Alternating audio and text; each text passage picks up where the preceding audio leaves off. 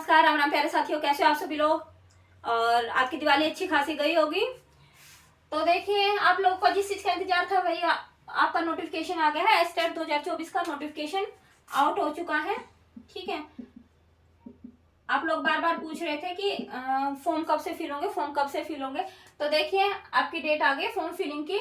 आप 4 तारीख से लेके 14 तारीख तक आप फॉर्म फिल कर सकते हो। 4 टू 14 नवंबर तक आप फिल कर सकते हो। ठीक है, उसके बाद करेक्शन डेट आपकी 15 से लेके 17 नवंबर तक आपकी करेक्शन डेट है। ठीक है, आपको यहाँ पर आपने करेक्शन कर सकते हो।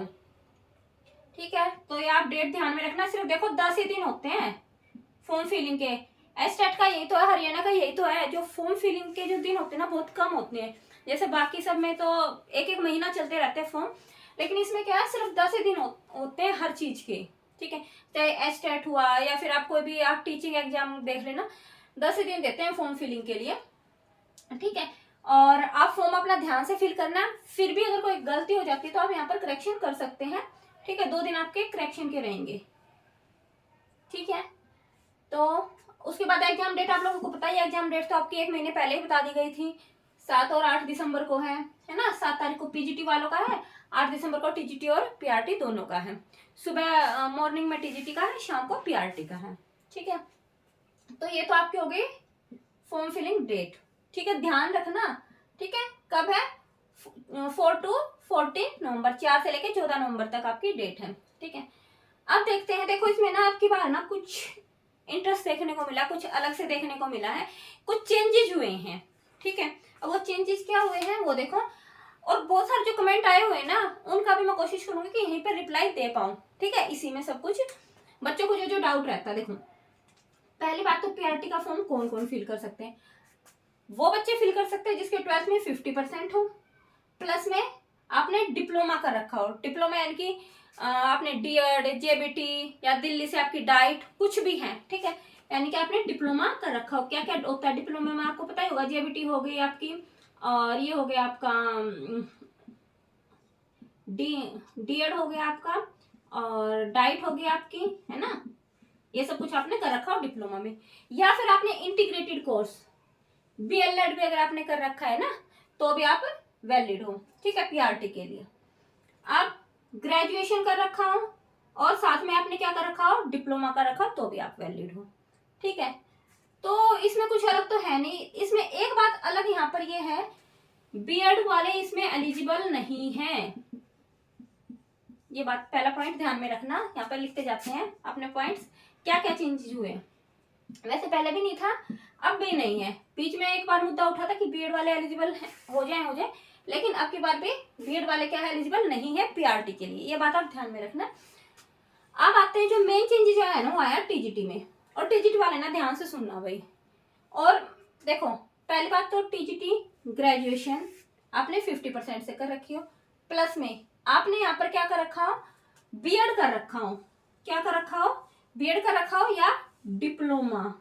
अब यहाँ पर देखो, डिप्लोमा आपका क्या होता है, जेबीटी, वही है ना, जेबीटी, डीएड, डाइट वगैरह आपने कर रखी हो। कोई भी जो 12th के बाद आपका होता है एलिमेंट्री कोर्स आपने कर रखा हो ना, तो वो आपका हो रखा हो। तो देखो, ग्रेजुएशन अगर आपने जेबीटी या कोई भी डिप्लोमा है, जैसे जेबीटी बोल दो या कोई भी डिप्लोमा अगर आपने कर रखा हो, और साथ में उसके बाद आपने कर लियो ग्रेजुएशन, तो भी आप वैलिड हैं। किसके लिए, टीजीटी के लिए। अगर आपने बीएड नहीं भी कर रखा ना, ठीक है, लेकिन आपने जेबीटी कर रखी। कई बच्चे क्या करते हैं, देखो 12th के बाद सीधा करते हैं जेबीटी, जेबीटी के बाद वो करते हैं ग्रेजुएशन।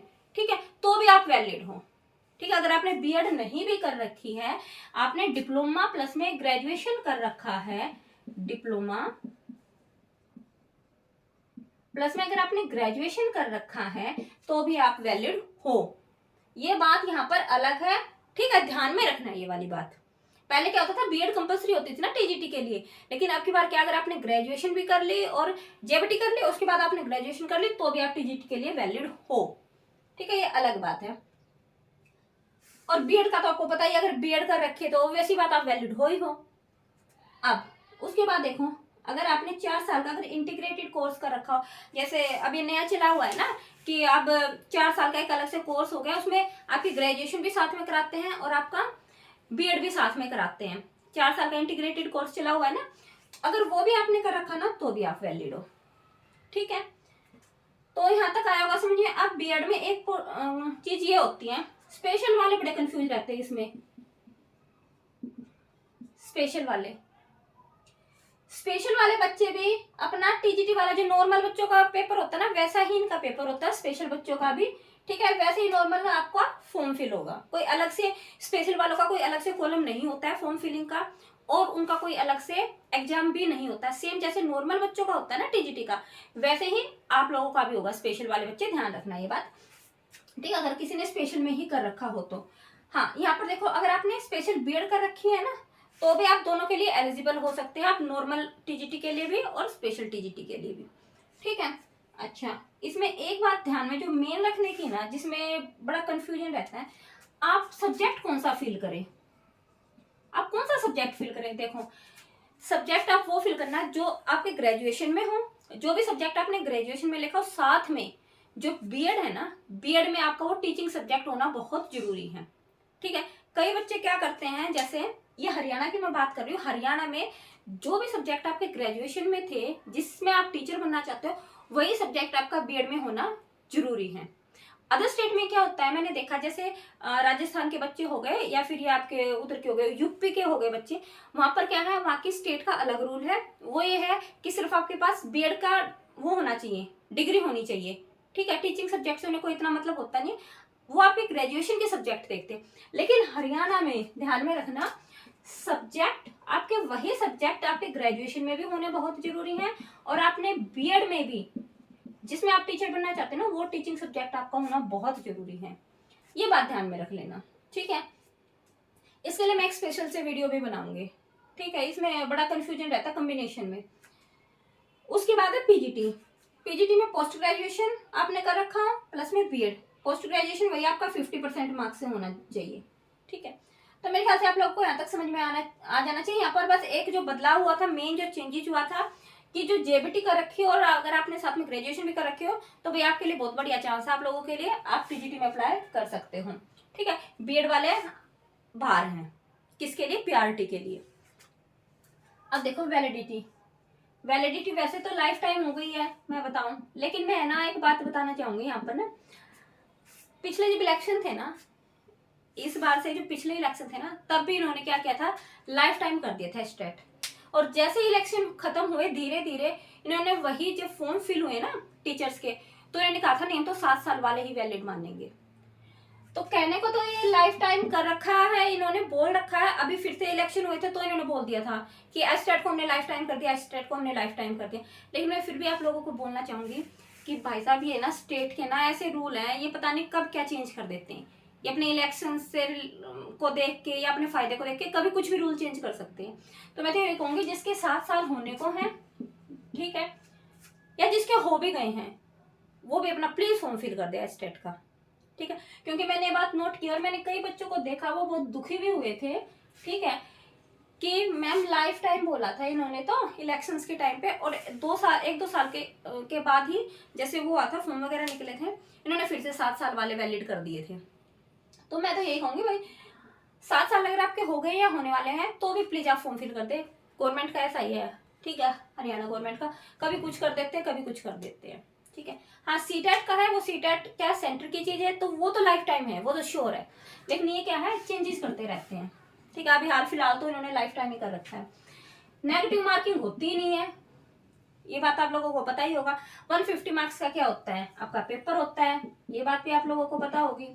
150 क्वेश्चन ही आते हैं, 1 नंबर का 1 क्वेश्चन आता है।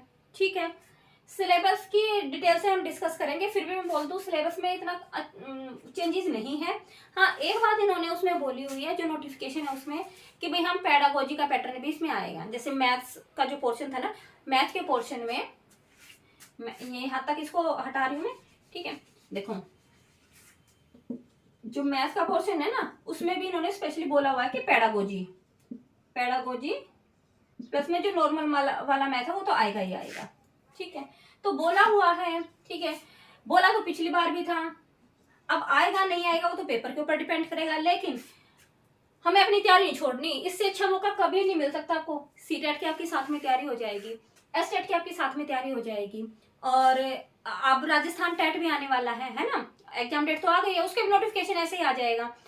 तो सबके आप इकट्ठा देखो ना, 3-3 की इकट्ठा तैयारी करोगे आप। और इतना मैंने बताया था एक वीडियो में, इतना कुछ डिफरेंस होता नहीं इनमें, 20-30 नंबर का हेर फेर रहता है सारे टेट में, ठीक है। तो और मैं एक बात बोलूंगी, जो अदर स्टेट के ना, वो भी आप इसको फॉर्म फिल कर सकते हो, क्योंकि ना आपकी ना बहुत सारी बाउंड्री जैसी होती है, जैसे हरियाणा की भी होगी या राजस्थान की होगी, बहुत सारी ऐसी बाउंड्री होती है जो बिल्कुल राजस्थान और इसके में हरियाणा के टच में होती है, या उधर से यूपी के उसमें टच में होती है, तो वो आपके लिए कंफर्ट रहेगा, ऐसा कुछ बात नहीं है, ठीक है। अगर आपकी पोस्टिंग वहां पर हो जाती है, ट्रांसफर हो जाता है, तो आपके लिए बेनिफिट ही बेनिफिट है। तो अदर स्टेट वाले भी अप्लाई कर सकते हैं इस एस्टेट को, ठीक है। फीस स्ट्रक्चर की अगर मैं बात करूं तो फीस स्ट्रक्चर आपको पता ही है, एक पेपर का 1000 रुपये है जनरल की। अगर मैं बात करूं, चाहे पीआरटी के लिए फिल करो, टीजीटी के लिए फिल करो, या फिर आप पीजीटी के लिए फिल करो, 1000 रुपये फीस है। 1000 रुपये फीस है किस किस के लिए? जनरल के लिए है, ठीक है, ओबीसी के लिए है।